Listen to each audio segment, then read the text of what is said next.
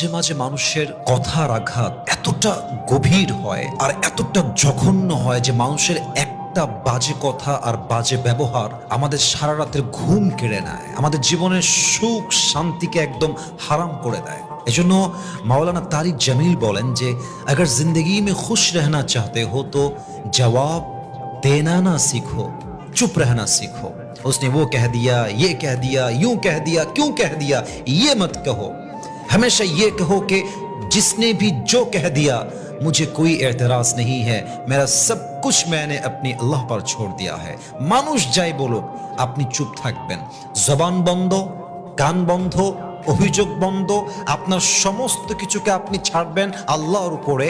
আপনার মনের সুখ আপনাকে দান করবে একজন, বলেন সবাই তিনি কে? এই জন্য মানুষের কড়া কথা, বাজে কথা, গালিগালাজ এগুলোর জবাব দিতে যাবেন না। যত জবাব দিতে যাবেন আপনার মনটা তত বেশি